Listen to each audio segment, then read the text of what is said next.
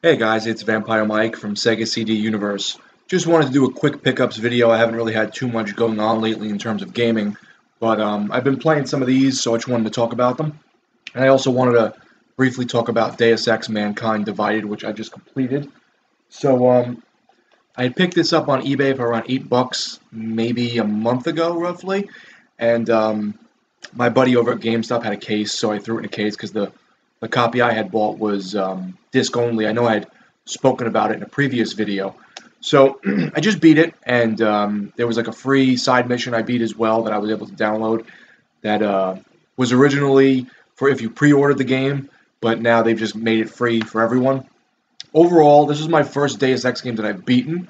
I played a very little bit of the original Deus Ex on the PC years and years ago, maybe even just a demo. And I played a little bit of Human Revolution, which was pretty good too, but I didn't get very far in it. I thought the gameplay was really fun. It's kind of like a stealth shooter. I'm not a big stealth fan, so I tend to put these kind of games on easy, or really I put most games on easy now because I just lack time. But overall, I thought the gameplay was fun, but I found the story to be just sort of run-of-the-mill, like, twists and turns, and there's this group trying to take out all the people that have augments, and then there's this augment group who's like a terrorist organization. Like, it just didn't do much for me. It reminded me kind of Syndicate on the 360, and I think that was on PS3 and the PC as well. But it was good overall, and I think I spent $8 on it, and I would say it's definitely worth that, probably up to $20 at most. I had a few things I wanted to return at GameStop. I had a buddy that took them back and applied them to other things that I didn't have to spend that much. And I got some games that well, first of all, I got rid of Terraria because it sort of got boring to me. I played it for, I don't know, maybe 10 hours or a little less with a friend and like by myself. And after a while, I was just like, okay, like I'm not really into the crafting part of it, but I do like the retro graphics and like the jumping around, killing bosses, and getting new weapons. But it just sort of got mundane to me, even after getting like a bunch of new weapons and stuff. So that was one of the things I did get rid of, but I picked up these games. The first thing I picked up, or re-picked up, is Dark Souls 2 Scholar of the First Sin. Luckily, I still have my save from a year and a half, I think it's 2 years ago almost now.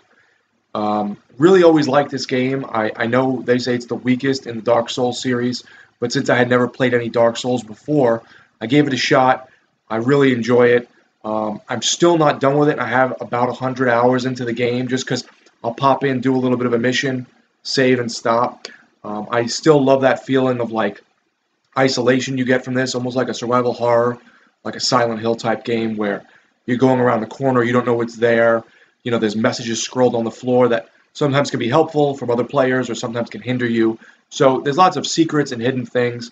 So I'm really enjoying continuing through Dark Souls 2. I'm probably not even as far as I should be. I just got up to the Iron Keep.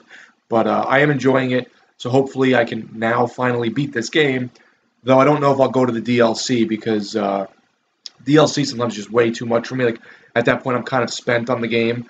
And then the DLC is just like, I push myself to get through it. In the same vein, I also picked up Dark Souls 3, the Fire Fades edition. And this is the complete edition. This has all the DLC and everything. I just picked up this version because I heard it was the most complete. And I'm just not a fan of if anything ever goes offline in terms of DLC or anything, you really don't have a way to get it back. I mean, even though now everything is sort of easy to get back. If they ever cut off the service or something changes and you can't get it back, this is all on the disc, so that's really cool. I played about 40 minutes of this maybe with my buddy Eric. It's much easier to go co-op in this game than the second game, and he showed me the ropes a little bit. I beat like the first boss and like this little side boss, like a ice dragon or whatever, and I think it's like a beautiful game. It looks really, really good. I know on the Xbox One it's only 900p upconverted, where the PS4 is 1080p. Really not that big of a difference to me, but also I just think the game looks great. Still has that, difficulty, of course, but supposedly there's classes and builds you can do that make the game a little easier, and the game just feels a little smoother and not as clunky as the second game. and hopefully there's not as much like crowd control type of fighting, because that in the second game that kind of wore thin. So looking forward to really digging a little deeper into this. The other thing I picked up was Gears of War 4. This is just the regular edition. The gold edition or whatever, the special edition, has maps that you can, like the maps rotate, I guess, someone was telling me. So that gives you all the maps in the special edition as opposed to them rotating. But if someone else has the maps and you play the game, you can still play the maps. You just can't pick them yourself in like a private or a custom match or whatever. So that didn't really matter to me. So spending an extra $10 on like maps that you can play in anyway just was kind of stupid. So I picked up this. I already had these free games, but whatever. It's good. I mean, I haven't played a Gears of War since 2. I think I played a tiny bit of 3. I didn't play those like spin-off titles they had really. So far I'm liking it. I've only really played online with my buddies Tim and Brian. It's very similar to the old one. It looks really nice. And, since it's an exclusive and the Xbox really doesn't have many exclusives, I wanted to pick this up to play with friends.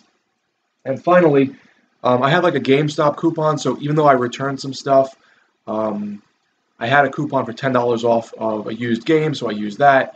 I also had a buy two, get one free on used that was expiring, I think, in a month, or the end of this month. It's the end of this month. So I got this for Beth, King's Quest. You may remember I spoke about this in the past. They had a download of the first episode, which was about 6 to 8 hours, and she really liked it. And the only thing I don't like about this is even though it says the complete collection, it's really not.